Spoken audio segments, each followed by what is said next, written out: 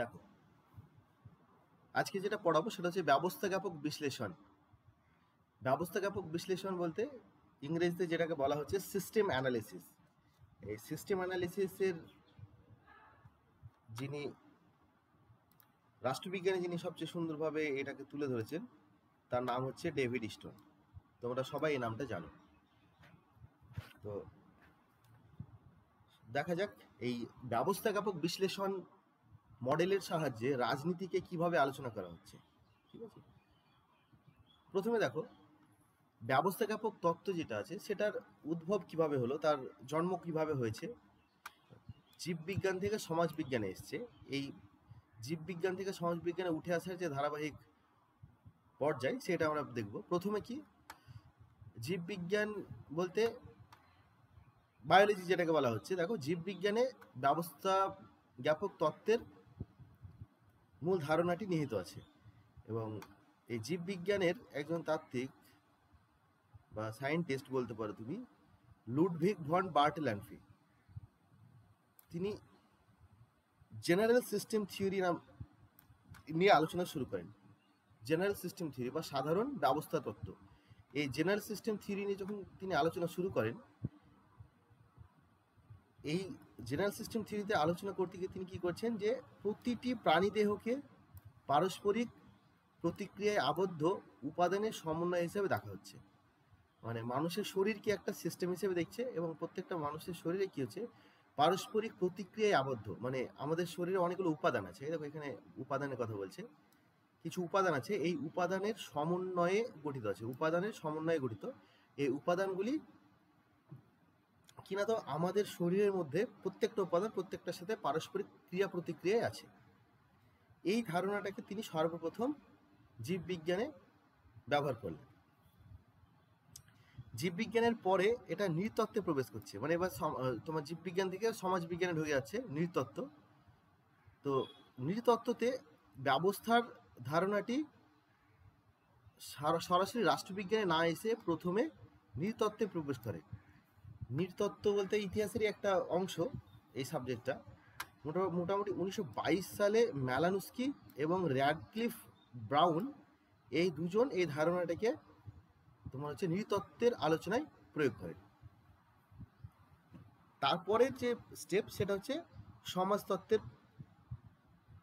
এই ব্যবস্থা জ্ঞাপক দৃষ্টিভঙ্গিটা ব্যবহার করা হচ্ছে, যেখানে রবার্ট কে মার্টন এবং ট্যালকট পার্সন্স এরা এই দুজন তাত্ত্বিক সমাজতাত্ত্বিক কাজে এই ধারণা ব্যাপকভাবে প্রয়োগ করেন। ঠিক আছে, এবং পরবর্তীতে মানে অর্থাৎ তাহলে কি হলো, জীববিজ্ঞান, তারপরে নৃতত্ত্ব, তারপরে সমাজবিজ্ঞান, এবং তারপরে এই যে পরবর্তীতে বলছে, পরবর্তীতে রাজনৈতিক বিশ্লেষণের ক্ষেত্রে এই ব্যবস্থা জ্ঞাপক তত্ত্বকে ব্যবহার করেন। যিনি এই তত্ত্বটাকে রাজনীতি চর্চায় বা রাজনৈতিক বিশ্লেষণে ব্যবহার করেছিলেন তার নাম হচ্ছে ডেভিড স্টোন। ঠিক আছে, এই সমাজতত্ত্বে যে ট্যালকট পার্সন্স আর রবার্ট মার্টন এরা কিন্তু প্রভাবিত করে ডেভিড স্টোনকে, এবং ডেভিড স্টোন এই দৃষ্টিভঙ্গিটাকে রাষ্ট্রবিজ্ঞানে নিয়ে আসে। তাই বলা হচ্ছে যে জীববিজ্ঞান থেকে শুরু করে ব্যবস্থার ধারণাটি ধীরে ধীরে সমাজবিজ্ঞানের বিভিন্ন শাখায় তার স্থান করে নেয়। এই যাত্রা কেবল ধারণার বিস্তার নয়, বরং সমাজ ও রাষ্ট্রকে একটি সুসংহত ও পারস্পরিক নির্ভরশীল সত্তা হিসেবে দেখার একটি নতুন দৃষ্টিভঙ্গি তৈরি করে। তাই কি করে, এই যে যাত্রা এটা কেবল একটা ধারণার বিস্তার নয়, মানে একটা চিন্তাগত চিন্তা কেউ দিয়েছে, তার মতামত দিয়েছে, তারই একটা বিস্তার, তা কিন্তু না। এটা কি করছে, বরং এটাকে সমাজকে এবং রাষ্ট্রকে একটা সুসংহত ও পারস্পরিক নির্ভরশীল সত্তা হিসাবে দেখার একটি নতুন দৃষ্টিভঙ্গি। মানে সমাজ রাষ্ট্র এটা কোনো স্বতন্ত্র আলাদা বিষয় না, বরং এরা হচ্ছে পরস্পরের সাথে সম্পর্কিত, পরস্পরের উপর পরস্পর নির্ভরশীল এবং সুন্দরভাবে সিস্টেমেটিকভাবে সুগঠিত একটি ব্যবস্থা হিসেবে দেখার যে ধারণা, সেটা এই ব্যবস্থা জ্ঞাপক তত্ত্বের সাহায্যে আসছে। ঠিক আছে, তো ডেভিড স্টোন যখন এই ব্যবস্থা জ্ঞাপক তত্ত্বের আলোচনা করছেন, তিনি তার এই ধারণাটি কোন গ্রন্থে কিভাবে আলোচনা করছেন সেইটা এবার দেখা যাক। ডেভিড স্টোন 1953 সালে একটা গ্রন্থ লিখছে, দ্য পলিটিক্যাল সিস্টেম। এই গ্রন্থে রাজনৈতিক বিশ্লেষণের ক্ষেত্রে ব্যবস্থা জ্ঞাপক ধারণার সূচনা করছেন। তাহলে সর্বপ্রথম রাজনীতিতে এই ব্যবস্থাপক বিশ্লেষণ ধারাটি নিয়ে আসলেন কে? নাম হচ্ছে ডেভিড স্টন। এবং তিনি যে গ্রন্থতে এই ধারণাটাকে সর্বপ্রথম আলোচনা করেছিলেন সেই গ্রন্থের নাম হচ্ছে দ্য পলিটিক্যাল সিস্টেম। প্রকাশিত কবে? 1953। এইটা মনে রাখবে, এইগুলো মনে রাখবে। তারপরে দ্বিতীয় গ্রন্থ যেটা 1965 সালে প্রকাশিত হয়েছিল, তার যেখানে তিনি এই ব্যবস্থাপক দৃষ্টিভঙ্গিটাকে আলোচনা করেছিলেন, সেটা হচ্ছে এ ফ্রেমওয়ার্ক ফর পলিটিক্যাল অ্যানালিসিস। এবং আরেকটি গ্রন্থ যেটা ওই 1965 সালে প্রকাশিত হয়েছিল, দুটো গ্রন্থ একসাথে প্রকাশিত হয়েছিল, সেটা হচ্ছে a system analysis of political life. এই গ্রন্থগুলিতে তিনি তার এই যে ব্যবস্থাপক বিশ্লেষণ ধারাটা এটা বিস্তৃতভাবে ব্যাখ্যা করলেন। মানে কি হলো ব্যাপারটা, 1953 সালের পলিটিক্যাল সিস্টেম গ্রন্থতে তিনি এই ধারণাটা দিলেন, ব্যবস্থাপক বিশ্লেষণের ধারণাটা, কিন্তু এই ধারণাটার যথাযথ ব্যাখ্যা এই গ্রন্থতে ছিল না। পরবর্তীতে 1965 সালে তার এই ফ্রেমওয়ার্ক ফর পলিটিক্যাল অ্যানালিসিস আর হচ্ছে system analysis of political life, এই দুটো গ্রন্থতে বিস্তৃতভাবে এই ব্যবস্থাপক বিশ্লেষণ ধারাটাকে তিনি ব্যাখ্যা করলেন। আর এই দৃষ্টিভঙ্গিটি আলোচনা করতে গিয়ে ডেভিড স্টোনের উপরে একটা বিজ্ঞানের প্রভাব পড়েছিল, সেটা হচ্ছে যোগাযোগ বিজ্ঞান, যেটাকে কমিউনিকেশন থিওরি বলা হয়। তো স্টোন তার বিশ্লেষণের মূল প্রেরণা হিসেবে যোগাযোগ বিজ্ঞানকে উল্লেখ করেন, যা তার তত্ত্বকে একটি ভিন্ন তাত্ত্বিক দৃষ্টিকোণ প্রদান করে। এই জায়গাটা বোঝা গেল। নিচে কি বলতে থাকো, ডেভিড স্টোনকে রাষ্ট্রবিজ্ঞানের আলোচনায় ব্যবস্থাপক বিশ্লেষণ ধারার পথিকৃৎ হিসেবে গণ্য করা হয়। পথিকৃৎ বলতে গেলে যাকে জনকও বলা হয়। কেমন? পথিকৃৎ শব্দের আর একটা ধারণা হচ্ছে জনক। তো তার কাজ রাজনৈতিক ব্যবস্থাকে একটি গতিশীল ও উন্মুক্ত সত্তা হিসেবে দেখার সুযোগ করে দেয়। তার কাজ বলতে গেলে এই যে ডেভিড স্টোন যে সিস্টেমেটিক অ্যাপ্রোচটাকে বা ব্যবস্থাপক বিশ্লেষণ ধারাটাকে যেভাবে তুলে ধরেছেন, তার সাহায্যে একটা সুবিধা হয় কি না, তো এখানে তার কাজ বলতে গেলে তার এই লেখাগুলো, তার এই যে গবেষণাগুলো কি সুবিধা হয় না, তো রাজনৈতিক ব্যবস্থাকে কিভাবে দেখতে সাহায্য করছে, একটা গতিশীল এবং উন্মুক্ত। উন্মুক্ত বলতে গেলে ওপেন, যেটাকে বলা হচ্ছে খোলামেলা।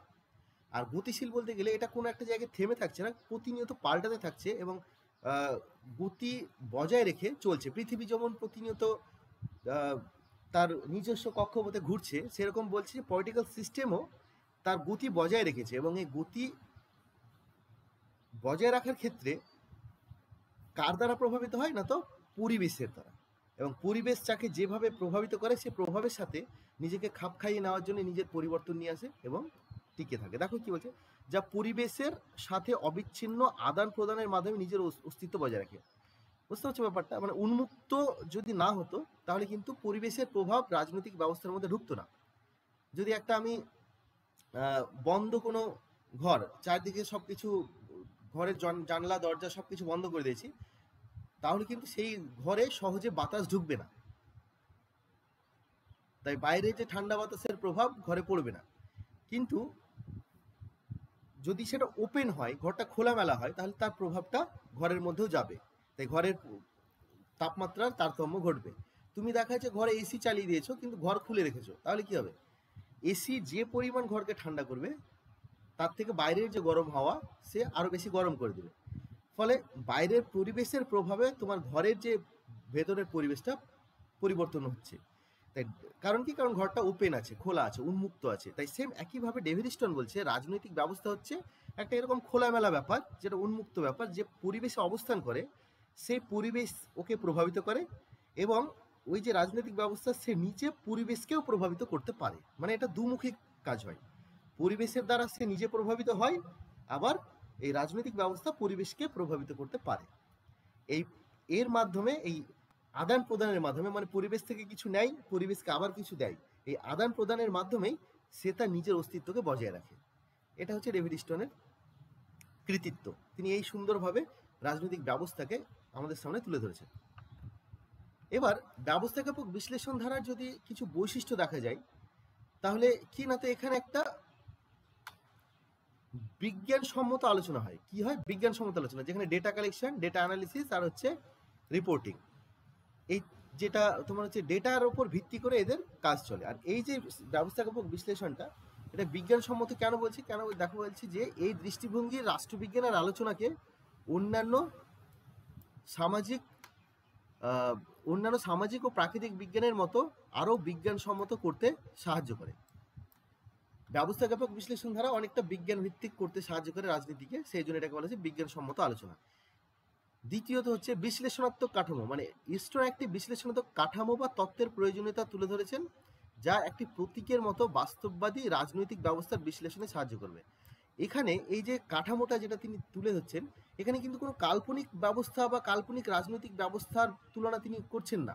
তিনি বলছেন এই যে কাঠামো, বিশ্লেষণাত্মক কাঠামো যেটা দিচ্ছে, এই বিশ্লেষণাত্মক কাঠামো কি হচ্ছে বলছে, যে কোনো রাজনৈতিক ব্যবস্থাকে তুমি এই কাঠামোতে ফেলে দাও, এই কাঠামোতে ফেলে দাও, সমস্ত ধরনের রাজনৈতিক ব্যবস্থাকে বিশ্লেষণ করতে সাহায্য করবে। মানে এটা হচ্ছে একটা, বলতে পারো তুমি একটা নকশা, সেই নকশাতে তুমি যেটাই ফেলবে সেটাকে এক্সপ্লেন করবে। মানে তুমি যদি সেই ইট ভাটাতে ইট হয় না, এখানে যারা গ্রামের ছেলে আছে তারা দেখবে যে একটা ফর্মা থাকে, সেখানে কাদা ভরে দিল, একটু চাপ দিল, ইটের আকার হয়ে গেল। তো তুমি যেমনই কাদা দাও না কেন, ওর ভেতরে ভরলে পরে কি হবে, সেই ইটের আকৃতি নিবে। বা ধরে নাও এর আগের দিন যেটা তোমাদের বলছিলাম, যে ওই তোমাদেরকে বলছিলাম না কাদেরকে বলছিলাম মনে নেই, যেখানে কল থাকে তোমার হচ্ছে গম পেশানো কল, চাল ভাঙানো কল, এগুলো কল, সেখানে কি হচ্ছে, ওর মেশিনের কাজ হচ্ছে পিষে দেওয়া, তুমি যেটাই দিবে সেটাই ওখানে পিষবে। তো সেম একই ব্যাপার পলিটিক্যাল সিস্টেম হচ্ছে, এই যে বিশ্লেষণাত্মক যে কাঠামো দিচ্ছে ব্যবস্থাপক বিশ্লেষণ ধারার সাহায্যে, এর কাজও হচ্ছে বিশ্লেষণ করা। এবং এখানে তুমি যদি ভারতের রাজনৈতিক ব্যবস্থাকে দাও সেটাকেও বিশ্লেষণ করবে, আমেরিকার দাও সেটাকেও বিশ্লেষণ করবে, মানে যে কোনো দেশের রাজনৈতিক ব্যবস্থাকে তুমি এই কাঠামোতে দাও, সে তাকে বিশ্লেষণ করে দেবে। তো এটাই বলতে চাইছি যে রাজনৈতিক ব্যবস্থাকে বিশ্লেষণ করতে সাহায্য করে এই কাঠামোটা। এর কেন্দ্রীয় বিষয় কি? দেখো, ব্যবস্থাপক বিশ্লেষণ ধারার কেন্দ্রীয় বিষয় হচ্ছে রাজনৈতিক ব্যবস্থা, এই কথাটা সর্বদা মনে রাখবে, এটা হচ্ছে মেন জিনিস, যে রাজনৈতিক ব্যবস্থা সর্বদা, মানে ব্যবস্থাপক বিশ্লেষণ ধারা সর্বদা রাজনৈতিক ব্যবস্থাকে কেন্দ্র করেই আলোচিত হয়। রাজনৈতিক ব্যবস্থা কি না, তো রাজনৈতিক ব্যবস্থা হলো বিশ্লেষণের মূল একক। রাজনৈতিক ব্যবস্থা হলো বিশ্লেষণের মূল একক, যা পারস্পরিক নির্ভরশীলতা ও প্রতিক্রিয়ার মাধ্যমে আবদ্ধ উপাদানগুলির সমন্বয়কে বোঝায়। তাহলে রাজনৈতিক ব্যবস্থা কি আছে না, তো এই রাজনৈতিক ব্যবস্থাতেও কিছু উপাদান আছে, যে উপাদানগুলি পারস্পরিকভাবে নির্ভরশীল এবং পরস্পরকে প্রতিক্রিয়ার বন্ধনে আবদ্ধ আছে। এই যে উপাদানগুলো পারস্পরিক ক্রিয়া প্রতিক্রিয়ার মাধ্যমে, নির্ভরশীলতার মাধ্যমে আবদ্ধ আছে, এই সমস্ত উপাদানগুলোকে একসাথে কম্বাইন করে বলা হয় রাজনৈতিক ব্যবস্থা। আচ্ছা, আর এই রাজনৈতিক ব্যবস্থার সাথে সাথে ব্যবস্থাপক বিশ্লেষণ ধারাকে কি বলছে, যে একটি আন্তঃসমাজ বিজ্ঞানমূলক সংহতি, এখানে এই দৃষ্টিভঙ্গিতে করা হচ্ছে কি না, তো সমাজ সম্পর্কিত বিজ্ঞানগুলির মধ্যে সংহতি সাধন করা হচ্ছে এর অন্যতম উদ্দেশ্য, যা রাষ্ট্রবিজ্ঞানের আলোচনাকে অনেক বেশি ব্যাপক করবে, অনেক ক্ষেত্রটাকে অনেক বিস্তৃত করবে।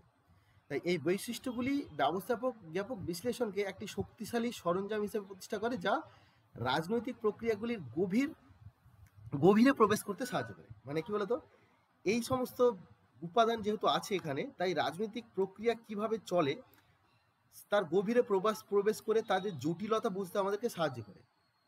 তাই এটা কেবল একটা তত্ত্ব নয়, বরং এটা এক দৃষ্টিভঙ্গি যা রাষ্ট্রবিজ্ঞানের গবেষণায় নতুন দিগন্ত উন্মোচন করেছে। ঠিক আছে, মানে তত্ত্ব, এর একদিন আমি বলেছি যে তত্ত্ব হচ্ছে ছোট জায়গা, দৃষ্টিভঙ্গি হচ্ছে বড় জায়গা। ঠিক আছে, আশা করি এই পর্যন্ত তোমাদের সবার পরিষ্কারভাবে বোঝা সম্ভব হয়েছে। আমরা নেক্সট এগিয়ে যাই। এই রাজনৈতিক ব্যবস্থার আলোচনায় এখানে কি বলছে, এটা হচ্ছে একটা সর্বজনীনতা এবং রাজনৈতিক ব্যবস্থার জীবন প্রক্রিয়াটাকে ডেভিড স্টোন আলোচনা করছে। বলছে রাজনৈতিক ব্যবস্থা হচ্ছে সর্বজনীন। এই যে এখানে পৃথিবীর ছবি দেওয়া হচ্ছে, উদ্দেশ্য কারণ কি, কারণ এটা সর্বজনীন তত্ত্ব। মানে ডেভিড স্টোনের তত্ত্ব সকল ধরনের রাজনৈতিক ব্যবস্থা বিশ্লেষণে সক্ষম, যেটা আমি একটু আগে বলছিলাম, তুমি যে কোনো রাজনৈতিক ব্যবস্থা দাও সেটা সে বিশ্লেষণ করে দেবে। এই জন্য এটা হচ্ছে সর্বজনীন তত্ত্ব, এটা কোনো সীমিত তত্ত্ব না, এটা সর্বজনীন তত্ত্ব। এটা জাতীয় ক্ষেত্রে এবং আন্তর্জাতিক ক্ষেত্রে উভয় ক্ষেত্রেই এই তত্ত্ব প্রযোজ্য হবে।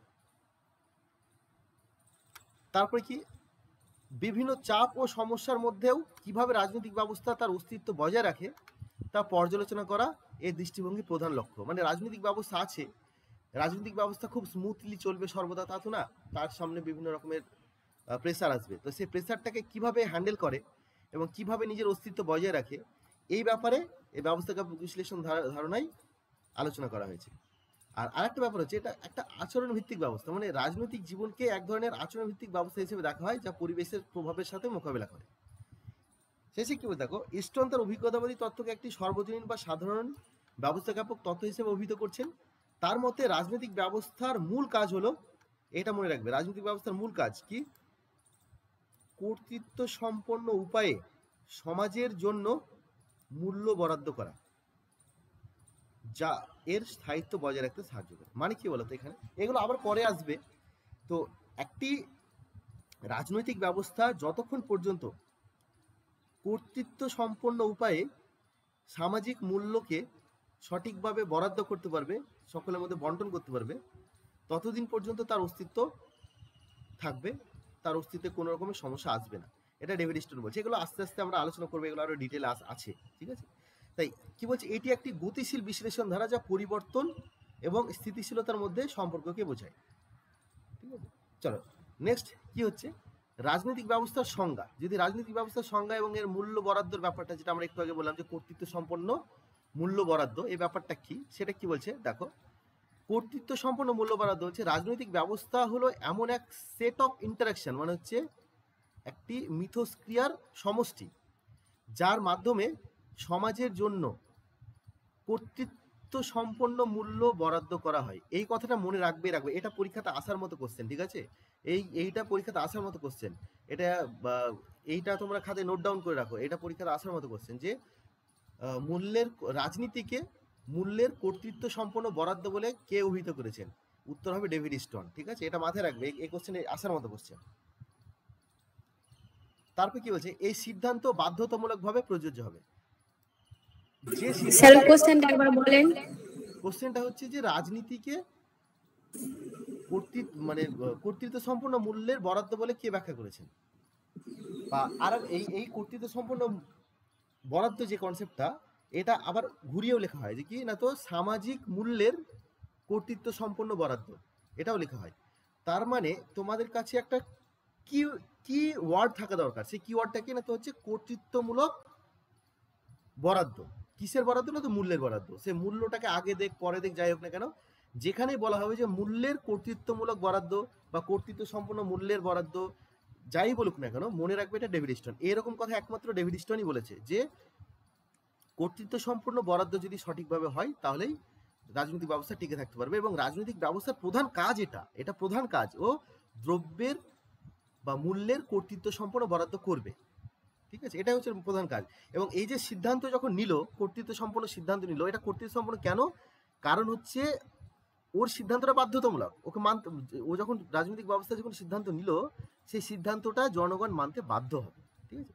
তো এই কি না, তো নিজস্ব মালিকানাধীন মূল্য থেকে বঞ্চিত করা যেতে পারে, কারোর মূল্য প্রাপ্তির পথে বাধা প্রদান করা যেতে পারে, আবার কিছু ব্যক্তিকে মূল্য অর্জনের সুবিধা বা প্রদান করা বা অন্যকে বঞ্চিত করা যেতে পারে। মানে এই তিনটে উপায়ে তিনি মূল্য বরাদ্দের কথা বলছেন, এই যেটা এই তিনভাবে করা যেতে পারে। এই জন্য আইন প্রণয়ন করবে, ঠিক আছে, পলিসি নিবে বিভিন্ন, এই হচ্ছে ব্যাপার।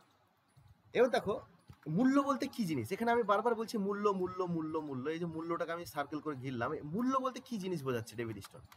দেখো মূল্য বলতে, এই নিচে দেখো এখানে দেখাচ্ছে, মূল্য বলতে সেই সমস্ত বস্তুকে বোঝায়, সেই সমস্ত বস্তুকে বোঝানো হচ্ছে যার মানুষের জীবনে বিশেষ মূল্য রয়েছে এবং যাদের সামাজিক সম্পদ হিসেবে গণ্য করা হয়। মানে যে সমস্ত জিনিসগুলো মানুষের জীবনে খুব মূল্যবান, মানুষের জীবনে দরকারি, সেইগুলোকেই বলা হচ্ছে সামাজিক মূল্য। এখানে মূল্য বলতে তোমরা ওই ভ্যালুকে বোঝো না, যেটা আদর্শবাদী দৃষ্টিভঙ্গিরা বলছিল মূল্যবোধ, সেই মূল্য কিন্তু এখানে না। এখানে মূল্য বলতে গেলে মানুষের জীবনের গুরুত্ব, মানুষের জীবনে যে সমস্ত জিনিসগুলো গুরুত্বপূর্ণ, যেগুলো মূল্যবান, সেই সমস্ত জিনিসগুলোকে সামাজিক মূল্য হিসেবে ধরা হচ্ছে। এখানে মূল্য বলতে মূল্যবোধ না, এই জিনিসটা ক্লিয়ার রাখবে, কেমন, এবং যাদের সামাজিক সম্পদ হিসেবে গণ্য করা হয়, ঠিক আছে। তাহলে স্টোনের মতে কি, স্টোনের মতে রাজনৈতিক ব্যবস্থার মূল বৈশিষ্ট্য হলো কর্তৃপক্ষ কর্তৃক বাধ্যতামূলক সিদ্ধান্ত প্রণয়নের মাধ্যমে সম্পদের বন্টন। এই যে সম্পদ যেটা আছে, সামাজিক সম্পদ বা সামাজিক মূল্য, সেইটাকে কর্তৃত্বমূলক সিদ্ধান্তের মাধ্যমে, বাধ্যতামূলক সিদ্ধান্তের মাধ্যমে সকলের মধ্যে ভাগ করে দিবে। এটাই হচ্ছে ওদের প্রধান কাজ এবং এটাই হচ্ছে বৈশিষ্ট্য। রাজনৈতিক ব্যবস্থার মূল বৈশিষ্ট্য হচ্ছে এটা। যদি রাজনৈতিক ব্যবস্থা এটা করে তাহলে ঠিক আছে, যদি না করে তাহলে সেই রাজনৈতিক ব্যবস্থার অস্তিত্ব থাকবে না, ঠিক আছে। তো এই বৈশিষ্ট্যের মাধ্যমে রাজনৈতিক ব্যবস্থাকে অন্যান্য উপব্যবস্থা থেকে পৃথক করা হয়। মানে রাজনৈতিক ব্যবস্থা আর অন্যান্য উপব্যবস্থা, এই পরের স্লাইডে তুমি দেখতে পাবে যে রাজনৈতিক ব্যবস্থা এবং উপব্যবস্থা এর মধ্যে পার্থক্য কি। বলছি যে রাজনৈতিক ব্যবস্থার যে উপব্যবস্থার মধ্যে যে পার্থক্যের কনসেপ্টটা, সে পার্থক্য করার ক্ষেত্রে মূল যেটা কাজ করে কি না, তো এই যে রাজনৈতিক ব্যবস্থার অন্যান্য উপব্যবস্থা আলাদা। কোথায় আলাদা না, তো রাজনৈতিক ব্যবস্থাই হচ্ছে একমাত্র ব্যবস্থা যে সামাজিক মূল্যের কর্তৃত্ব সম্পন্ন বরাদ্দ করে। বাদ বাকি অন্য কোনো ব্যবস্থা এই রকম কর্তৃত্ব সম্পন্ন বরাদ্দ করতে পারে না। তাই রাজনৈতিক ব্যবস্থাই হচ্ছে তোমার অন্যান্য ব্যবস্থা থেকে একেবারে পৃথক। এই পৃথকের জায়গাটা হচ্ছে এটা। ঠিক আছে, চলো নেক্সট কি বলছে দেখো। রাজনৈতিক ব্যবস্থার উন্মুক্ত প্রকৃতি এবং পরিবেশের প্রভাব, যেটা আমি একটু আগে বলছিলাম যে রাজনৈতিক ব্যবস্থা হচ্ছে খুব খোলামেলা, উন্মুক্ত। এই যে সিম্বলগুলো দেখছো, এই সিম্বলগুলো হচ্ছে তোমার উন্মুক্ততাকে বোঝাচ্ছে, মানে আদান প্রদান হয়, এটা চক্রাকারে চলতেই থাকে। ঠিক আছে, দেখো এখানে কি বলছে, রাজনৈতিক ব্যবস্থার উন্মুক্ত প্রকৃতি এবং পরিবেশের যে প্রভাব সে ব্যাপারে কি বলছে, উন্মুক্ত ব্যবস্থা। কেন উন্মুক্ত ব্যবস্থা দেখো বলছে, রাজনৈতিক ব্যবস্থা একটা উন্মুক্ত ব্যবস্থা যা তার পরিবেশের সাথে নিরন্তর আদান প্রদান করে এবং পরিবেশের ঘটনা ও প্রভাবে উন্মুক্ত থাকে। ব্যাপারটা কি, একটু আগে এই ব্যাপারটা এক্সপ্লেন করেছি, আবার বলছি যে রাজনৈতিক ব্যবস্থা যে পরিবেশের মধ্যে আছে, সেই পরিবেশটা যদি পাল্টায়, সেই পরিবেশে কোনো রকমের পরিবর্তন আসে, সেই পরিবর্তনের প্রভাব রাজনৈতিক ব্যবস্থার মধ্যেও পড়ে এবং সেই রাজনৈতিক ব্যবস্থা সে প্রভাবের দ্বারা প্রভাবিত হয়ে নিজের পরিবর্তন ঘটায়। ঠিক আছে, তাই এখানে উন্মুক্ত ব্যবস্থার বলার কারণই হচ্ছে এটা, যেহেতু রাজনৈতিক ব্যবস্থা পরিবেশের দ্বারা প্রভাবিত হচ্ছে। যদি পরিবেশের দ্বারা প্রভাবিত না হতো তাহলে এটাকে ক্লোজ সিস্টেম বলা হতো, বদ্ধ ব্যবস্থা বলা হতো। সে পরিবেশে যাই হয়ে যাক না কেন, রাজনৈতিক ব্যবস্থার কিছু হবে না। এইরকম যদি হতো তাহলে সেটা হতো বদ্ধ, কিন্তু ডেভিড স্টোন বলছে এটা উন্মুক্ত ব্যবস্থা। তাই পরিবেশে যা পরিবর্তন আসে সেই পরিবর্তনের দ্বারা রাজনৈতিক ব্যবস্থা প্রভাবিত হয় এবং তার প্রভাবিত হয়ে রাজনৈতিক ব্যবস্থা তার কার্যক্রম নির্ধারণ করে। ঠিক আছে, এবার এই দিকে চলে আসো। এই যে উন্মুক্ত ব্যবস্থা বলে, তো এই যে আন্তঃসামাজিক পরিবেশ ব্যাপারটা বলছে, আন্তঃসামাজিক পরিবেশ ব্যাপারটা কি। আন্তঃসামাজিক পরিবেশ বলতে গেলে সামাজিক পরিবেশ দুই রকমের হয়, একটা হচ্ছে অভ্যন্তরীণ আর একটা হচ্ছে বাহ্যিক। দেখো একটা আন্তঃসামাজিক পরিবেশ আর একটা নিচে দেখা যাচ্ছে বহিঃসামাজিক পরিবেশ, এই দুটো পরিবেশ বলছে। তাহলে আন্তঃসামাজিক পরিবেশ বলতে কি, তো একটু আগে আমি বলছিলাম যে রাজনৈতিক ব্যবস্থা একটা পরিবেশের মধ্যে থাকে। তো সেই পরিবেশ বলতে কি জিনিস, আমরা তো ছোটবেলায় যে পরিবেশ সম্পর্কে পড়েছিলাম, গাছপালা পশু পাখি আমাদের চারপাশে যা কিছু আছে এইগুলো যেমন পরিবেশ। তো রাজনৈতিক ব্যবস্থার ক্ষেত্রে পরিবেশ কোনটা সেটা দেখতে হবে। রাজনৈতিক ব্যবস্থা তো এরকম গাছপালা পশু পাখির দ্বারা প্রভাবিত হয় না। রাজনৈতিক ব্যবস্থার পরিবেশটা দেখো কি বলছে, রাজনৈতিক ব্যবস্থার সীমার বাইরে কিন্তু সমাজের ভেতরে। মানে কি বলতো, এটা ধরলাম এই বড় গোলটা হচ্ছে একটা সমাজ, এই সমাজে এই যে আমি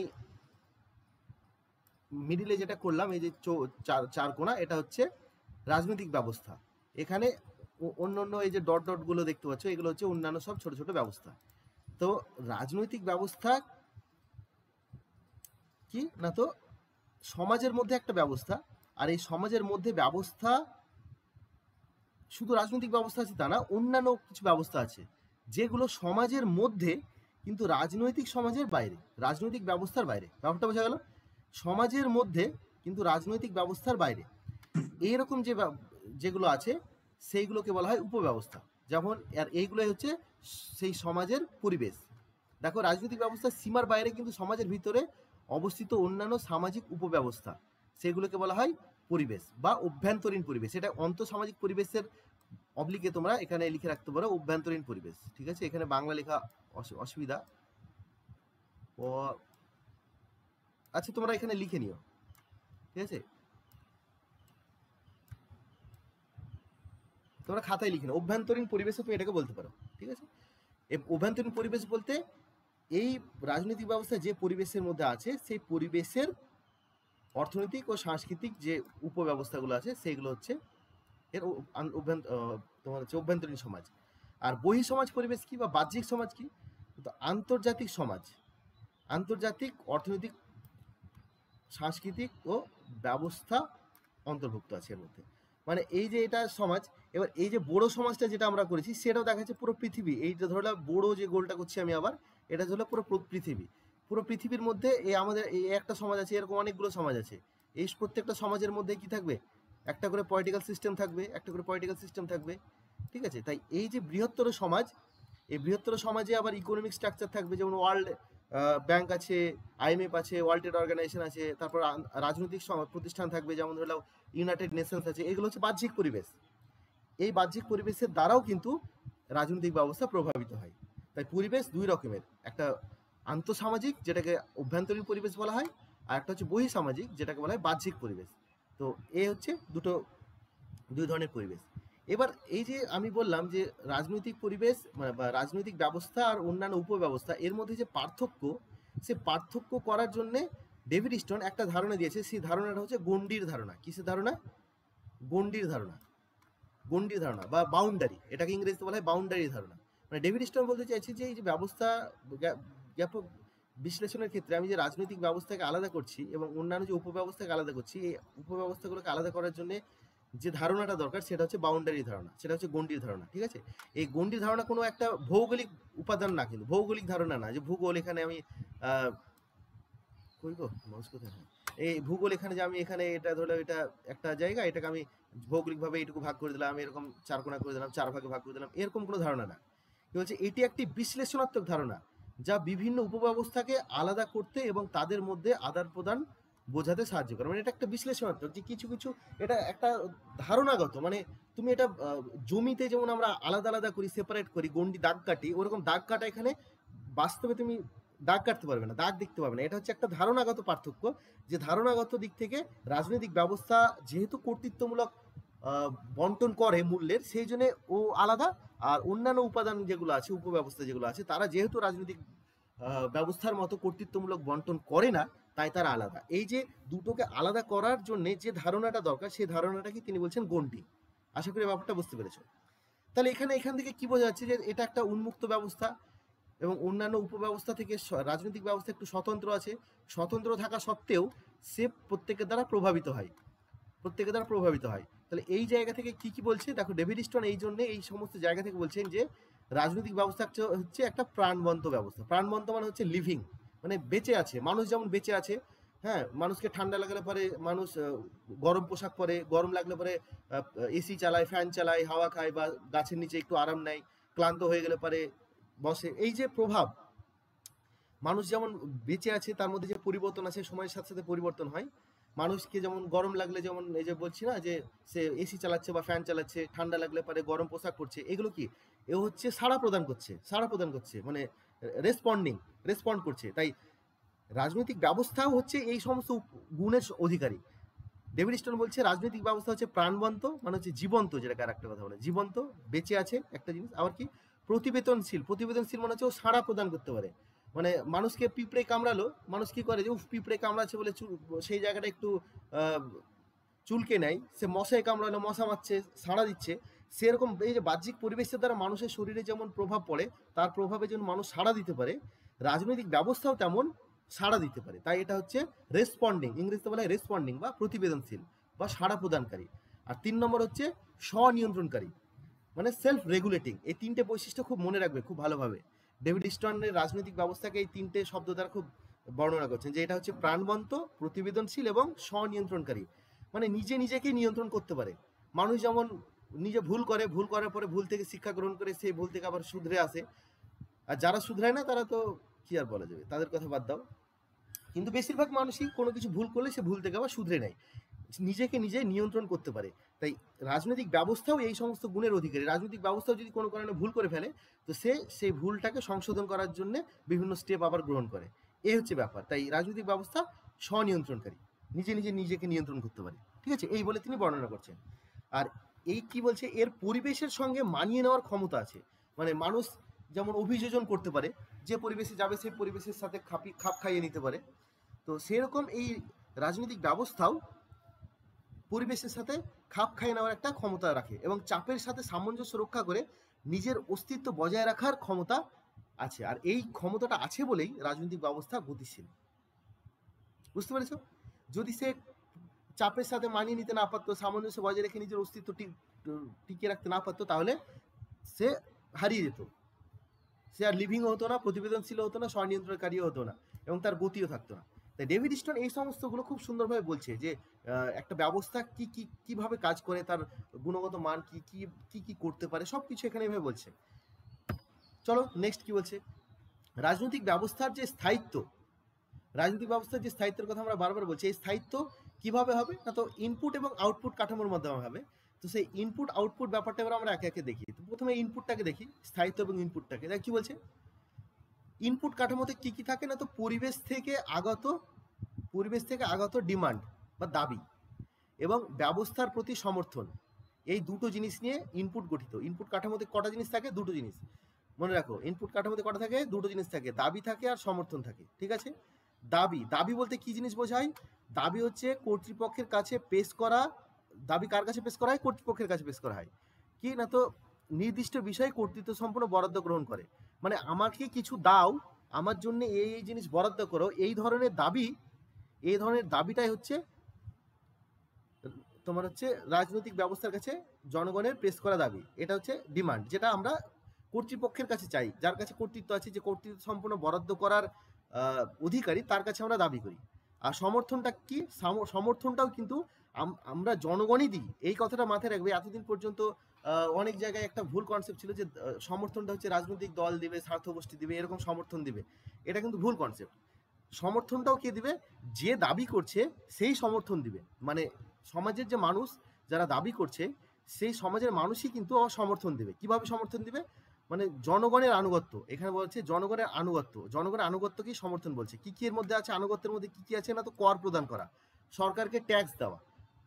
আমি সরকারকে ট্যাক্স দিচ্ছি মানে কি? সরকারের প্রতি আমার সমর্থন আছে। হ্যাঁ, জনজীবনে অংশগ্রহণ করা। জনজীবন বলতে গেলে এখানে রাজনৈতিক ব্যবস্থার যে ভোটদান করা, রাজনৈতিক কার্যাবলীতে অংশগ্রহণ করা, এগুলো হচ্ছে জনজীবনে অংশগ্রহণ করা। তো এইগুলোর মাধ্যমে আমি বোঝাতে চাইছি যে আমি কি না, তো রাজনৈতিক ব্যবস্থাকে সমর্থন করি। ঠিক আছে, তারপর হচ্ছে দেশের যে জাতীয় পতাকা সেগুলোকে সম্মান করা, দেশের আইন কানুন মেনে চলা, এগুলো হচ্ছে সমর্থন। সমর্থনের দাবি 4 ধরনের হয়, সমর্থনও 4 ধরনের হয়। তোমরা যদি লিখতে চাও তাহলে খাতায় লিখে রাখতে পারো। আমি 4 ধরনের দাবি বলে দিচ্ছি এবং 4 ধরনের সমর্থনও বলে দিচ্ছি। লিখবে? হ্যাঁ স্যার লিখছি। তাহলে 4 ধরনের দাবি আছে, সেই 4 ধরনের দাবিটা তুমি লিখে নাও। ডেভিড স্টোন প্রথম যে দাবি বলছে, দ্রব্য বন্টন ও পরিষেবার জন্য দাবি। 1 নম্বর হচ্ছে দ্রব্য বন্টন ও পরিষেবার জন্য দাবি। এখানে এই যে দাবির মধ্যে কি আসবে, যেমন কাজের মজুরি বৃদ্ধি, তারপর হচ্ছে কাজের ভালো পরিবেশ, শিক্ষার সুযোগ দেওয়া, রাস্তাঘাট তৈরি করা, যোগাযোগ ব্যবস্থার উন্নতি করা। এই হচ্ছে একটা দাবি, এটা একটা ক্যাটাগরি, যেখানে কি না, তো দ্রব্য বন্টন এবং পরিবেশের জন্য দাবি। বোঝা গেল ব্যাপারটা? এইটা লেখা হয়ে গেল তোমাদের। 2 নম্বর দাবি যেটা, সেটা লেখো। 2 নম্বর দাবি হচ্ছে আচরণ নিয়ন্ত্রণের দাবি। আচরণ নিয়ন্ত্রণ। এবার মানুষের আচরণ নিয়ন্ত্রণ করার জন্য কোনটা কাজ করে? সেটা হচ্ছে আইন। তাই আইন প্রণয়নের দাবি করা হয়, যেহেতু আপনি সঠিকভাবে আইন তৈরি করুন, যাতে জনজীবন নিরাপত্তা পায়, জনগণের নিরাপত্তা সুনিশ্চিত হয়, নারী সুরক্ষা, শিশু সুরক্ষা সুনিশ্চিত হয়, বাজার নিয়ন্ত্রিত হয় এবং আইন সঠিকভাবে যাতে প্রয়োগ হয়, এই দাবিটা করছে। এটাকে বলা হচ্ছে আচরণ নিয়ন্ত্রণের দাবি। 2 নম্বর দাবি এটা হলো। 3 নম্বর দাবি হচ্ছে রাজনৈতিক ব্যবস্থায় অংশগ্রহণের দাবি। যে আমরা ভোট দিতে চাই, আমরা সরকারি চাকরি করতে চাই, সরকারি নীতিকে সমালোচনা করতে চাই, রাজনৈতিক সংঘ সমিতি গঠন করতে চাই। এই সমস্ত দাবিগুলো হচ্ছে রাজনৈতিক ব্যবস্থায় অংশগ্রহণের দাবি। 3 নম্বর দাবি হয়ে গেল। আর 4 নম্বর দাবি হচ্ছে তথ্য ও যোগাযোগের দাবি, যেমন সরকারি নীতি সংক্রান্ত এবং বৈদেশিক নীতি সংক্রান্ত দাবিগুলো হচ্ছে এই চতুর্থ ধরনের দাবির মধ্যে পড়ছে। হয়ে গেল দাবি। এবার সমর্থন, যেটা যে সমর্থন, এই সমর্থনটাও জনগণই দিবে। এই সমর্থন আবার অন্য কোনো 4 নম্বর থেকে বললেন? 4 নম্বর হচ্ছে তথ্য ও যোগাযোগের দাবি।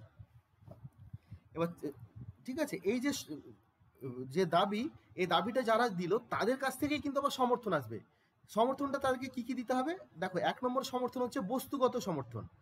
বস্তুগত সমর্থন বলতে মোটামুটি যেমন এখানে লেখা আছে, যেমন কর প্রদান করা। কর প্রদান করা কারণ কি? তুমি বলছো আমাকে রাস্তাঘাট বানিয়ে দাও, আমার মজুরি বৃদ্ধি করো, আমাকে চাকরি দাও, আমার শিক্ষার সুযোগ করে দাও, যোগাযোগ ব্যবস্থার উন্নতি করো, এই সবগুলো তুমি ডিমান্ড করছো। তো তো সরকার কোথায় পাবে এসবগুলো করার জন্য, টাকা কোথায় পাবে? তাই তুমি ওকে সরকারকে বলছো আমি তোমার কাছে শুধু দাবি করছি না, এই দেখো আমার ইনকাম থেকে আমি তোমাকে ট্যাক্স দিচ্ছি, এটা হচ্ছে আমার সমর্থন, তুমি এই টাকাগুলো নাও, নিয়ে আমার জন্য কাজ করে দাও। ঠিক আছে, দেশের স্বার্থে কাজ করা, এগুলো হচ্ছে বস্তুগত সমর্থন। ঠিক আছে, 2 নম্বর হচ্ছে কি আনুগত্য প্রদর্শন। আনুগত্য প্রদর্শন হচ্ছে দ্বিতীয় সমর্থন। আনুগত্য বলতে কি, দেশের যে সাধারণ আইন, সে আইনটাকে মেনে চলা। মানে তুমি দাবি করলে যে আইন তৈরি করে দাও, আচরণ নিয়ন্ত্রণের জন্য তুমি আইন তৈরি করে দাও, এবার রাজনৈতিক ব্যবস্থা আইন তৈরি করলো, তাহলে তোমার তো এবার কর্তব্য সেই আইনটা মেনে চলা। তাই সেই আইনটা যখন তুমি মেনে চলছো, তখন রাজনৈতিক ব্যবস্থাকে তুমি সমর্থন করছো। তাই এটা হলো আনুগত্য প্রদর্শনের সমর্থন।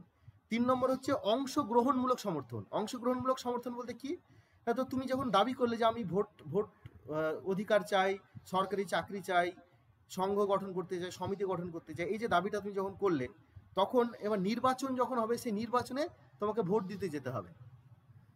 তাই তাহলে তোমার সমর্থনটা থাকলো, কারণ তোমাকে ভোটাধিকার দিয়েছে, তুমি ভোট দিতে যাও, তাহলে তুমি সমর্থন করলে। আবার কি, রাজনৈতিক যে আলাপ আলোচনা হবে সেই সমস্তগুলোতে তুমি অংশগ্রহণ করো, তাহলে তুমি রাজনৈতিক কার্যকলাপকে সমর্থন করলে।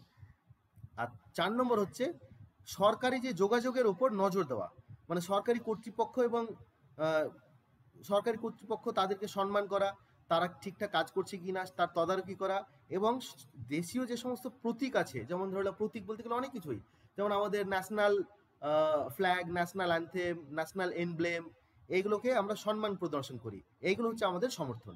বোঝা গেল ব্যাপারটা? এই 4 ধরনের সমর্থন। তাহলে দাবি ছিল 4 ধরনের, সমর্থন ছিল 4 ধরনের।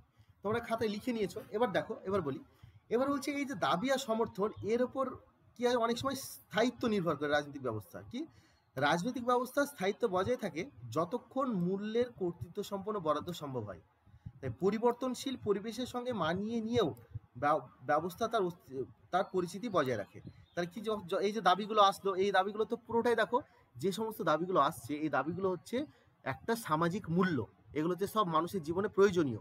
তাই এই সমস্ত দাবি, যেগুলো আমি উদাহরণ দিলাম, যে সমস্ত উপাদানের কথা বললাম, যেমন ধরে নাও জননিরাপত্তা, বাজার নিয়ন্ত্রণ, আইন প্রয়োগ, রাস্তাঘাট নির্মাণ, কাজের মজুরি বৃদ্ধি করা, ঠিক আছে, উন্নত পরিষেবা দেওয়া, এই সমস্তগুলো হচ্ছে মানুষের জীবনে মূল্যবান, এইগুলোকে বরাদ্দ করতে হবে। তাই এইগুলোকে যখন সে কর্তৃত্ব সম্পন্নভাবে বরাদ্দ করতে পারবে সঠিকভাবে, ততক্ষণ পর্যন্ত রাজনৈতিক ব্যবস্থার স্থায়িত্ব থাকবে। এটা হচ্ছে পারসিস্টেন্স বা স্থায়িত্ব বলে ব্যাখ্যা করছেন তিনি। কেমন? তো ইস্টনের ব্যবস্থাপক বিশ্লেষণের মূল লক্ষ্য হলো কি, ব্যবস্থার স্থায়িত্ব বিশ্লেষণ করা, রাজনৈতিক ব্যবস্থাকে টিকিয়ে রাখা হচ্ছে এর আরেকটা লক্ষ্য। তাই এটি কেবল একটি তত্ত্ব নয়, বরং রাজনৈতিক জীবনকে এটি সংহত, গতিশীল এবং প্রতিক্রিয়াশীল সত্তা হিসেবে বোঝার একটি গভীর উপায়। আশা করি এই পর্যন্ত সবার বোঝা গেছে। চলো নেক্সট। এবার ইনপুটে যে দাবি এবং সমর্থনের কথা বললাম, তো পরিবেশ থেকে বিভিন্ন চাহিদা এবং অনুরোধ যেগুলো আসছে, সেগুলোকে দাবি বলা হয় এক কথায়। আর সমর্থন হচ্ছে হাত মেলাচ্ছে যে তোমার সাথে আমি আছি, কোনো অসুবিধা নেই, ব্যবস্থা এবং কর্তৃপক্ষের প্রতি জনগণের আনুগত্য।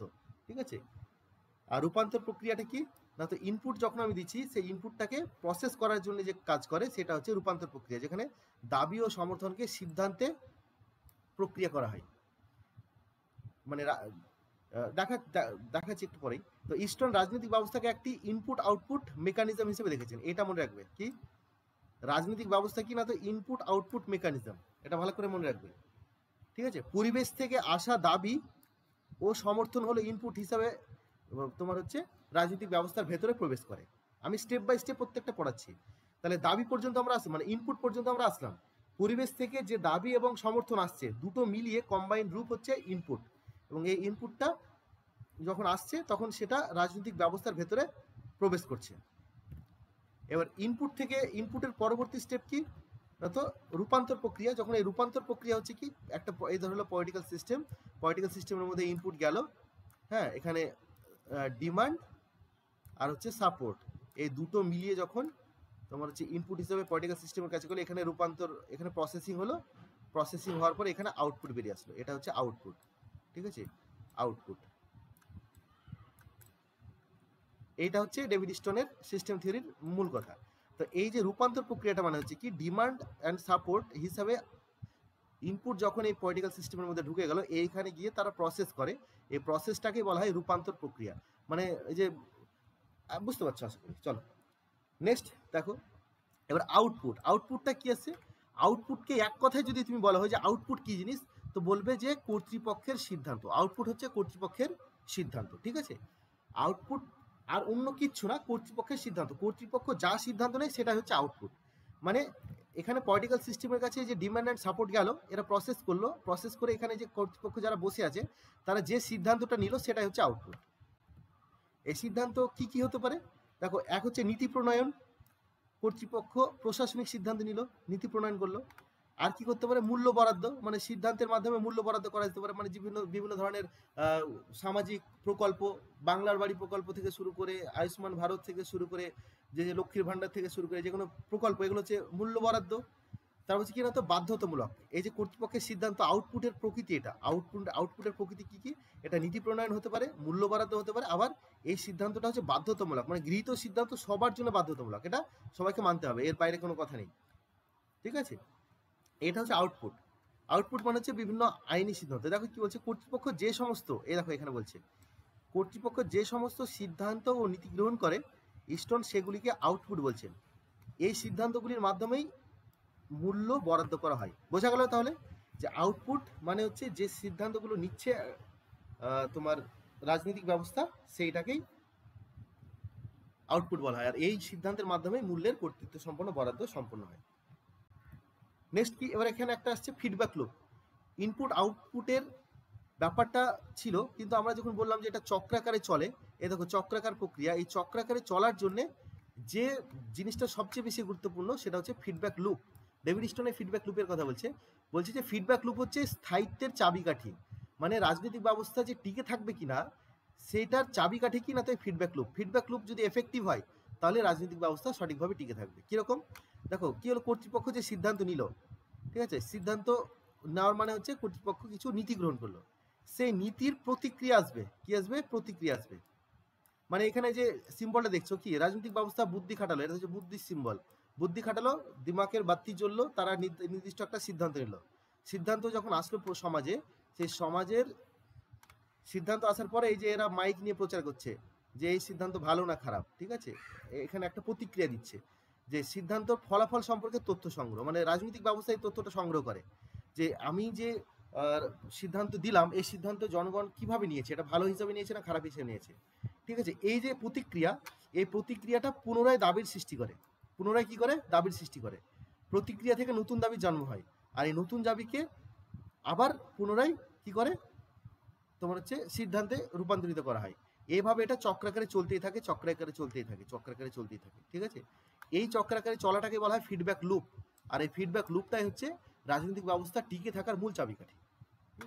তো ফিডব্যাক লুপ একটি গতিশীল যোগাযোগ প্রক্রিয়া, এর মাধ্যমে কর্তৃপক্ষ তাদের গৃহীত সিদ্ধান্তের প্রতিক্রিয়া সম্পর্কে জানতে পারে, যা নতুন দাবির সৃষ্টি করে এবং সিদ্ধান্ত গ্রহণ পদ্ধতিকে প্রভাবিত করে।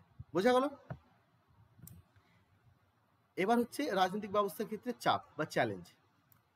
রাজনৈতিক ব্যবস্থা এইভাবে এই পুরো প্রসেসটা যদি করতে পারে তাহলে তো খুব ভালো, হয়ে গেল, প্রসেস এখানেই শেষ। কিন্তু রাজনৈতিক ব্যবস্থা কি খুব ইজিলি এই কাজটা করতে পারে না? ওর কাছে কোনো রকমের সমস্যা আসে, কোনো রকমের চাপ আসে। সেই ব্যাপারে কি বলছে দেখো, বলছে রাজনৈতিক ব্যবস্থার কাছে কিছু চ্যালেঞ্জ আছে, দুই রকমের চ্যালেঞ্জ। একটা হচ্ছে দাবিজনিত চাপ, আর একটা হচ্ছে সমর্থনের অভাবজনিত চাপ। এই যে দাবিজনিত চাপ যেটাকে বলা হচ্ছে, অত্যাধিক বা বিচিত্র দাবির কারণে সৃষ্টি হয় এই চাপটা। মানে প্রচুর দাবি, দেখা যাচ্ছে রাজনৈতিক ব্যবস্থার ক্যাপাসিটি হচ্ছে 10 টাকা দেওয়ার, দাবি করেছে 100 টাকা, এরকম একটা ব্যাপার। সেটা হচ্ছে বলা হচ্ছে দাবিজনিত চাপ। আর আরেকটা হচ্ছে কি, সমর্থনের অভাব, মানে রাজনৈতিক ব্যবস্থার কাছে দাবি তো করছে কিন্তু তা আবার রাজনৈতিক ব্যবস্থাকে সমর্থন করে না, নির্বাচনে ভোট দিতে যাচ্ছে না, রাজনৈতিক কার্যকলাপে অংশগ্রহণ করছে না, ট্যাক্স দিচ্ছে না, সরকারি আইন শৃঙ্খলা মানছে না। এইরকম যদি পরিস্থিতি তৈরি হয় তাহলে সেটা হচ্ছে সমর্থনের অভাব তৈরি হলো, যেটাকে সদস্যদের সমর্থনের ঘাটতি থেকে আসা চাপ বলা হয়, ঠিক আছে। তাহলে দুই রকমের চাপ, একটা হচ্ছে দাবিজনিত চাপ আর একটা হচ্ছে সমর্থনজনিত চাপ। একটাকে বলা হয় ডিমান্ড স্ট্রেস আর একটা বলা হয় সাপোর্ট স্ট্রেস। সাপোর্ট স্ট্রেস, ঠিক আছে। সাপোর্ট স্ট্রেসের আক্ষরিক বাংলা হচ্ছে সমর্থনের অভাবজনিত চাপ, আর ডিমান্ড স্ট্রেস মানে হচ্ছে দাবিজনিত চাপ বা অত্যাধিক দাবির ফলে সৃষ্ট চাপ। তো কি বলছে দেখো, চাপ হলো এমন পরিস্থিতি যা রাজনৈতিক ব্যবস্থার স্থায়িত্বকে হুমকির মুখে ফেলে। ইস্টন দুই ধরনের চাপের কথা বলেছেন, অত্যাধিক দাবিজনিত চাপ এবং সমর্থনের অভাবজনিত চাপ। বোঝা গেল? এবার এই চাপগুলো যদি হ্যান্ডেল করতে না পারে রাজনৈতিক ব্যবস্থা, সে যদি মোকাবেলা করতে না পারে, তাহলে কিন্তু তার অস্তিত্ব সে টিকিয়ে রাখতে পারবে না। তাহলে কিভাবে হ্যান্ডেল করে এই চাপ, এই যে চাপগুলোকে মোকাবেলা করে কিভাবে, দেখো কিছু ব্যবস্থা গ্রহণ করে ডেভিড স্টোন। বলছে রাজনৈতিক ব্যবস্থা কিছু নিয়ন্ত্রণমূলক ব্যবস্থা গ্রহণ করে। এই যে দাবিজনিত চাপ, যেটা এই দাবিজনিত চাপটাকে মোকাবেলা করার জন্য কিছু নিয়ন্ত্রণমূলক ব্যবস্থা আছে। কি কি আছে? একটা হচ্ছে কাঠামোগত নিয়ন্ত্রণ। কাঠামোগত নিয়ন্ত্রণটাকে বেশি মানে গুরুত্ব দেওয়া হয়। মানে দেখো কি বলছে কাঠামোগত নিয়ন্ত্রণ কি বলছে, রাজনৈতিক দল, স্বার্থগোষ্ঠী এবং গণমাধ্যম, এদের মাধ্যমে কি হয়, দাবির পরিমাণ হ্রাস করা হয়। ঠিক আছে, এদের মাধ্যমে দাবির পরিমাণ হ্রাস করা হয়। অতিরিক্ত দাবি চলে এসছে, তখন রাজনৈতিক দল, স্বার্থগোষ্ঠী এবং গণমাধ্যম এরা এই দাবিগুলোকে নিয়ে একত্রিত করবে এবং এইগুলোকে দাবির পরিমাণগুলোকে কমাবে, মানে বিচিত্র দাবিগুলোকে সব এলিমিনেট করে যেটা হচ্ছে ইউনিফর্ম দাবি, সবার দাবি একই টাইপের, যেটা সেইটাকে তোমার হচ্ছে তৈরি করে রাজনৈতিক ব্যবস্থার কাছে পাঠাবে। এইভাবে দাবির পরিমাণটাকে কমিয়ে এই চাপটাকে মোকাবেলা করা যায়। ঠিক আছে, আর যেহেতু এই কাজটা রাজনৈতিক দল, স্বার্থগোষ্ঠী এবং গণমাধ্যম করে, তাই এই সমস্ত প্রতিষ্ঠানগুলোকে, এই সমস্ত কাঠামোগুলোকে দ্বার রক্ষক বলা হয়। ডেভিড স্টোন বলছে এরা হচ্ছে দ্বার রক্ষক, মানে দরজা। অ্যাকচুয়ালি কি বলতো বলতো, এই দেখো ধরো এটা হচ্ছে একটা এই পলিটিক্যাল সিস্টেম, এই পলিটিক্যাল সিস্টেমে ইনপুট যে এখন ডিমান্ড হিসেবে যে ঢুকবে, এখানে একটা দরজা আছে, সেই দরজার মধ্যে দিয়ে তো প্রবেশ করবে। তো এই দরজাতে প্রবেশ করার দরজাতে পাহারাদার হিসেবে দাঁড়িয়ে আছে রাজনৈতিক দল, স্বার্থগোষ্ঠী এবং গণমাধ্যম। এরা এই দাবিগুলোকে ঢোকার আগে এরা সামারাইজ করে এবং ফিল্টার করে পরিমাণ কমিয়ে এই রাজনৈতিক ব্যবস্থার মধ্যে প্রবেশ ঘটায়। তাহলে রাজনৈতিক ব্যবস্থার মধ্যে এই দাবিজনিত চাপটা কম হয়। এই হচ্ছে ব্যাপার। আশা করি সবাই বুঝতে পেরেছো। তাই এই যেহেতু এরা দরজায় পাহারাদারের মতো কাজ করে, তাই এদেরকে বলা হয় দ্বার রক্ষী বা দ্বার রক্ষক, গেট কিপার্স। ইংরেজিতে বলা হয় গেট কিপার্স, GA, তোমরা লিখে রাখতে পারো, GATE, গেট কিপার্স, KEEPERS। ঠিক আছে, গেট কিপার্স। বোঝা গেল? এটা হচ্ছে কাঠামোগত নিয়ন্ত্রণ। নেক্সট হচ্ছে সাংস্কৃতিক নিষেধাজ্ঞা। সাংস্কৃতিক নিষেধাজ্ঞা বলতে গেলে কি বলতো, কিছু প্রথা এবং নিয়মাবলী নির্দিষ্ট করে দেয় যাতে কোনো দাবি পেশ করা সম্ভব না হয়। মানে আগেই বলে দিয়েছে কোনো রুলস অ্যান্ড রেগুলেশনস আছে, যাতে যেমন ধরো তুমি কোনো মিউজিয়ামে ঘুরতে গেছো, মিউজিয়ামে ঘুরতে গিয়ে তুমি যদি ওই কর্তৃপক্ষের কাছে কিছু দাবি করো, সে কর্তৃপক্ষ তো তোমাকে দাবি দিতে, সেই দাবির পরিপ্রেক্ষিতে তোমাকে সার্ভিস দিতে বাধ্য। ওই জন্য ওরা কি করে, কিছু কিছু জায়গায় আগে থেকেই নিষেধাজ্ঞা জারি করে দেয় যে এইখানে জনসাধারণের প্রবেশ নিষিদ্ধ, এই জায়গায় এন্ট্রি প্রহিবিটেড, এইভাবে সব নোটিশ বোর্ড টাঙিয়ে দেয়, যেখানে আগে থেকে কিছু নিষেধাজ্ঞা আছে, তুমি এই এই জায়গাগুলো তুমি করতে পারবে না, এই এই জিনিস করতে পারবে না। সেরকমভাবে রাজনৈতিক ব্যবস্থাও কি করে, কিছু কিছু নিষেধাজ্ঞা আগে থেকে চাপিয়ে দেয়, কিছু সাংস্কৃতিক প্রথা রীতিনীতি চাপিয়ে দেয়। ঠিক আছে, যেমন ধরো উত্তরপ্রদেশে এখন বিভিন্ন ধরনের নিষেধাজ্ঞা চলছে, ধর্মীয় কাজের ক্ষেত্রে যে নিষেধাজ্ঞা, রাস্তায় নামাজ পড়া যাবে না, লাউড স্পিকারে আজান দেওয়া যাবে না, এই যে ঘটনাগুলো, নিষেধাজ্ঞা চলে আসছে। তো এরকম টাইপের জিনিস কন্টিনিউয়াসলি সাংস্কৃতিক দিক থেকে বা বিভিন্ন নিয়মের দিক থেকে রাজনৈতিক ব্যবস্থা চাই কিছু নিষেধাজ্ঞা চাপিয়ে দিতে। তারপরে কি হবে, দাবির পরিমাণটা কমে আসবে, কারণ ওরা চাইলেও ওই নিষেধাজ্ঞার কারণে দাবিগুলো করতে পারবে না। আর একটা হচ্ছে যোগাযোগ মাধ্যমের সম্প্রসারণ, মানে যদি যোগাযোগ মাধ্যম ভালো হয় তাহলে কি হবে, তোমার হচ্ছে এই প্রবাহটা সহজ হবে। মানে দাবি যে আসবে, সেই দাবিটা যদি আমি দাবির পরিপ্রেক্ষিতে যে আমি যে সিদ্ধান্ত দিচ্ছি, সেই সিদ্ধান্তটাকে যদি সঠিকভাবে আবার ওদের কাছে পৌঁছাতে না পারি, তাহলে সেই দাবির ফলে যে ক্ষোভ সেটা বাড়তেই থাকবে। তাই যোগাযোগ মাধ্যমটা খুব ভালো দরকার, প্রবাহটা যাতে ভালো হয়, মানে জনগণ দাবি দিল, সেই দাবির পরিপ্রেক্ষিতে আমি যে সিদ্ধান্ত নিলাম সেটা যাতে খুব দ্রুত জনগণের কাছে পৌঁছায়। ঠিক আছে, এই হচ্ছে ব্যাপার।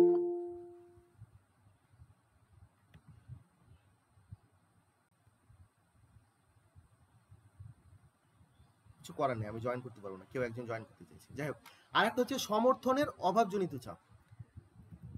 সমর্থনের অভাবজনিত চাপ কি চাপ? সমর্থনের অভাবজনিত চাপ। এই অভাবজনিত চাপ মোকাবেলার জন্য কিছু ব্যবস্থা কি, তো কাঠামোগত নিয়ন্ত্রণ, যেমন হ্যাঁ আত্মরূপান্তরের মাধ্যমে নিজস্ব বৈশিষ্ট্যগত কাঠামো পরিবর্তন সাধন, কিছুটা নিজের বৈশিষ্ট্য পাল্টানো। আর আরেকটা হচ্ছে যেটা, সেটা হচ্ছে আউটপুট নিয়ন্ত্রণ, মানে তুমি যে সিদ্ধান্ত নিয়েছো সেই সিদ্ধান্ত দাবি পূরণ করতে ব্যর্থ হচ্ছে, ফলে নতুন আবার দাবি তৈরি হচ্ছে, বা তোমার সিদ্ধান্ত ওদের পছন্দ না, তারা সমর্থন করছে না। এই জন্যে কি কি না, তো তুমি সিদ্ধান্তটাকে পুনরায় রিভাইভ করো, ঠিক আছে, আবার ভালোভাবে সিদ্ধান্ত দাও এবং তোমার সমর্থন যেটা সেটাকে পুনরুজ্জীবিত করো। যে তুমি আউটপুট দিয়েছিলে সেই আউটপুটটা ঠিকঠাক হয়নি, তুমি ফিডব্যাক মেকানিজমের মাধ্যমে বুঝে গেছো যে জনগণ তোমার এই সিদ্ধান্তে খুশি না, তাই তোমার বিরুদ্ধে বিরোধিতা আসছে, সমর্থন আসছে না, তোমার আইন মানছে না, আন্দোলন করছে, ঘেরাও করছে। এই যে পরিস্থিতি আসছে, এখান থেকে তুমি বাঁচতে চাইলে কি করতে পারো, তুমি নিজে আবার তোমার যে আউটপুট যেটা দিয়েছিলে সেটাকে আবার সংস্কার করো, সংস্কার করে নতুনভাবে তাদের দাবির ভিত্তিতে আবার নতুন সিদ্ধান্ত দাও। তাহলে এই নতুন সিদ্ধান্ত যদি তাদের দাবিটাকে পূরণ করে দেয়, তাহলে তারা আবার তাদের আন্দোলন থেকে সরে আসবে এবং তোমার যে তৈরি করা আইন শৃঙ্খলা সবকিছু আবার মানবে, তোমাকে ট্যাক্স দিবে, সবকিছু করবে। তো এই হচ্ছে নিয়ন্ত্রণমূলক ব্যবস্থা, ঠিক আছে। এই দেখো এখানে লেখা আছে ফিডব্যাক, কর্তৃপক্ষের কাজের মূল্যায়ন করে ভুল সংশোধন করা এবং নতুন লক্ষ্য নির্ধারণ করা, ঠিক আছে। এবার কি উপসংহার এবং সমালোচনা। উপসংহার কি, পরিশেষে আমরা কি বলতে পারি, এর সীমাবদ্ধতা আছে, এটা উন্নয়নশীল দেশের ক্ষেত্রে সমস্যা, উন্নয়নশীল দেশের সমস্যা সমাধানে অক্ষম, হ্যাঁ, এগুলো আছে। এইটাকে আমি নিচে পরের স্লাইডে দেখাচ্ছি। ব্যবস্থাপক বিশ্লেষণ দ্বারা সীমাবদ্ধতা কি কি আছে দেখো, উন্নয়নশীল দেশের প্রেক্ষাপটে এটা কাজ করতে পারে না। মানে ইস্টনের প্রধান লক্ষ্য ছিল একটি সাধারণ তত্ত্ব তৈরি করা যা সব ধরনের রাজনৈতিক ব্যবস্থার সাধারণ সমস্যা চিহ্নিত করতে পারে। তবে যেহেতু প্রতিটি রাজনৈতিক ব্যবস্থার সমস্যা তার নিজস্ব সামাজিক ও আর্থিক কাঠামোর উপর নির্ভরশীল, তাই সব ব্যবস্থার সাধারণ সমস্যা প্রকৃতি একরকম হতে পারে না। তাই এই তত্ত্ব উন্নয়নশীল দেশগুলির যে রাজনৈতিক সমস্যা সেটা সমাধান করতে কার্যকর নয়, কারণ তাদের সমস্যাগুলি প্রায়শই অন্যান্য আর্থসামাজিক প্রেক্ষাপট থেকে উদ্ভূত, যা পশ্চিমী গণতান্ত্রিক মডেলগুলি থেকে মেলে না, মডেলগুলির সাথে মেলে না। তাই পশ্চিমী মডেলের উপর ভিত্তি করে যেহেতু এটা তৈরি হয়েছে, তাই উন্নয়নশীল দেশগুলোর মডেলটাকে ব্যাখ্যা করতে এই ব্যবস্থাপক মডেলটা ব্যর্থ হয়েছে, একটা সীমাবদ্ধতা আছে। আর কি না, তো অন্যান্য সামাজিক ব্যবস্থার সাথে পার্থক্য নিরূপণ করতে ব্যর্থ। ইস্টন কি বলছে, রাজনৈতিক ব্যবস্থার মূল বৈশিষ্ট্য হিসেবে মূল্যের কর্তৃত্ব সম্পন্ন বরাদ্দকে চিহ্নিত করেছেন। এটা হচ্ছে ডেভিড ইস্টনের বক্তব্য। কিন্তু সমালোচক যারা তারা বলছে যে পরিবার, ব্যবসা প্রতিষ্ঠান, ধর্মীয় প্রতিষ্ঠান এই ধরনের সামাজিক ব্যবস্থাও বাধ্যতামূলক সিদ্ধান্ত গ্রহণ করতে পারে, ফলে রাজনৈতিক ব্যবস্থার সঙ্গে অন্যান্য সামাজিক ব্যবস্থার কিছু সুস্পষ্ট পার্থক্য নিরূপণ করতে ইস্টন ব্যর্থ হয়েছেন। এটা হচ্ছে সমালোচকরা বলছে, ঠিক আছে, যা তার তত্ত্বের দুর্বলতার একটা দিক। নেক্সট কি না, তো স্থিতিশীলতা ও উদারনৈতিক মতাদর্শের প্রতি প্রতিফলন। এখানে কি বলছে, স্থায়িত্বের উপর গুরুত্ব দেওয়া হয়েছে। ডেভিড ইস্টন ব্যবস্থা জ্ঞাপক বিশ্লেষণ ধারার মূল বক্তব্য হলো রাজনৈতিক ব্যবস্থার প্রবণতা দীর্ঘমেয়াদী ও স্থিতিশীলতার দিকে। এই তত্ত্বে কি বলছে, ব্যবস্থাকে স্থায়িত্ব অর্জনের মুখ্য উদ্দেশ্য হিসেবে দাবি করছে, যা মূলত উদারনৈতিক মতাদর্শের প্রতিচ্ছবি। মানে উদারনীতিবাদীরা চায় রাজনৈতিক ব্যবস্থা টিকে থাক, কোনোদিন ধ্বংস না হোক। তাই উদারনৈতিক সমাজে রাজনৈতিক দল, স্বার্থগোষ্ঠীর মতো প্রতিষ্ঠান ব্যবস্থাগুলি সামাজিক সমন্বয় সাধন করে এবং সমস্যার নিরসন ঘটিয়ে স্থিতিশীলতা বাড়ায়। তাই উদারনীতিবাদের একটা বেশি প্রভাব এখানে দেখা যায়, উদারনীতিবাদের ছাপ দেখা যায়। আবার গণতান্ত্রিক ব্যবস্থার শ্রেষ্ঠত্ব দাবি করছে এখানে। ডেভিড ইস্টন তার তত্ত্বে ইঙ্গিত দেয় যে উদারনৈতিক গণতান্ত্রিক সরকার ব্যবস্থা স্থিতিশীলতা অর্জনের জন্য রাজনৈতিক ব্যবস্থার চেয়ে বেশি সফল। তাই এটি অন্যান্য ধরনের রাজনৈতিক ব্যবস্থাকে কম গুরুত্ব দেয় এবং তাদের স্থিতিশীলতা অর্জনের ক্ষমতাকে ছোট করে দেখে, যেটা এই তত্ত্বের বিতর্কিত দিক। আর রক্ষণশীলতার অভিযোগ দিয়েছে মার্ক্সবাদীরা বলছে ইস্টনের এই তত্ত্বকে রক্ষণশীল বলে সমালোচনা করেছেন। কারণ কি, কারণ এটি বৈপ্লবিক পরিবর্তনের কথা ব্যাখ্যা করতে পারেনি। মার্ক্সবাদীরা বলছে যে এই ব্যবস্থাপক তত্ত্ব যে বৈপ্লবিক পরিবর্তনের কথা ব্যাখ্যা সেটা পারেনি, বৈপ্লবিক পরিবর্তন করতে পারেনি, ঠিক আছে। তাদের মতে ইস্টন বিদ্যমান পুঁজিবাদী ব্যবস্থাকেই বর্ণনা করেছেন, যা পরিবেশের প্রভাবে মানিয়ে চলতে সক্ষম এবং এর জন্য আমূল সংস্কার বা বিপ্লবের যে প্রয়োজন নেই এইটা ওরা বলতে চাইছে। কিন্তু মার্ক্সবাদীরা তো বিপ্লবের কথা বলে, তাই এই যেহেতু ব্যবস্থাপক ধারণাতে এই সমস্ত বিপ্লব এবং পরিবর্তনের ধারণা দিতে পারেনি, তাই এটা ওদের রক্ষণশীলতার দোষে দুষ্ট বলে অভিযোগ করছে, ঠিক আছে। মার্ক্সবাদীরা খুব সুন্দরভাবে এটাকে বলছে যে বৈপ্লবিক পরিবর্তনের ব্যাখ্যায় ব্যর্থতা আছে এদের। শ্রেণী সম্পর্কের যে আলোচনা সেখানে সীমাবদ্ধ। এখানে যে বিভিন্ন ধরনের শ্রেণী সম্পর্ক আছে সেই শ্রেণী সম্পর্কগুলো ব্যাখ্যা করতে এখানে এরা ব্যর্থ হয়েছে। আর হচ্ছে এই তবে ডেভিড ইস্টনের বেশ কিছু অবদান আছে। কি করেছে, রাষ্ট্রবিজ্ঞানের পরিধি সম্প্রসারণ, সরকারি প্রক্রিয়ার নতুন দৃষ্টিকোণ, তুলনামূলক গবেষণার কার্যকারিতা, ঠিক আছে, নীতি নির্ধারণের প্রাসঙ্গিকতা এবং পরিবর্তনশীলতার ব্যাখ্যা। এই হচ্ছে এর ডেভিড ইস্টনের গুরুত্ব। এই পর্যন্ত ছিল আমাদের ক্লাস। আজকে এই পর্যন্তই শেষ।